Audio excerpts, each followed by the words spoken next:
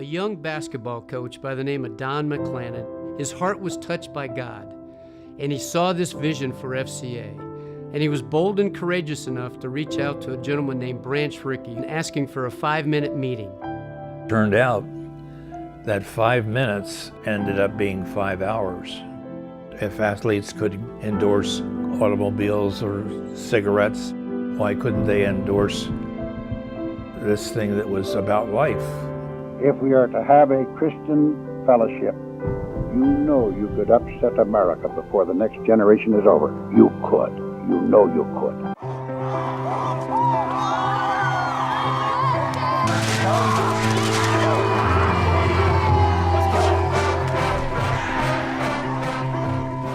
Because a lot of kids come to school and they have no idea who Christ is. But, you know, hey, what's this FCA thing? I'm an athlete, let me go be involved in that. And they come to it and they hear Christ and they're saved through that.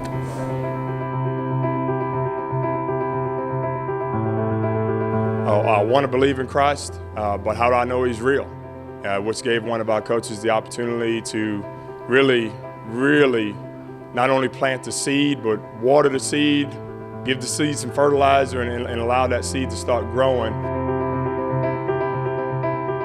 FCA made my relationship stronger with God, and without God, you know, I wouldn't be the man who I am, wouldn't be the husband that I am, wouldn't be the father that I am. He didn't have to follow Christ. He could have done his own thing. You know, the money, the fame, popularity could have gotten the best of him, but he never ever let Christ get second place in his life. It is an experience like no other. When you pursue Jesus and you have the desire to spread the gospel throughout your school campus, to have somewhere that's central and on campus where you can point others that have difficult home situations, if they don't attend church or they simply have the desire to come to know Jesus and to see what it looks like to follow Jesus, to have somewhere that is on school campus to grab a buddy and bring along with you, that is such an incredible experience and a gift like no other. Go to FCA camp. I was there and it's always been pouring into me. All the leaders, people that are playing Super Bowls now, like Jalen Collins. I'm Jalen Collins, and I'm a follower of Jesus Christ. Just every year they take time out of their lives to come spend time with us. Oh, I would say just come with us. You will have fun.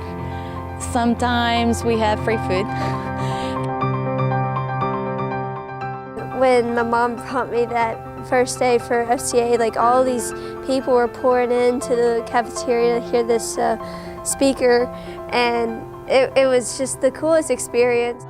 Everybody here, everybody here, decide, hey, I'm going to give my life to loving Jesus and loving people, and we're not going to stop. We're not going to quit, but we're going to continue to finish strong because we've been asked by our Heavenly Father.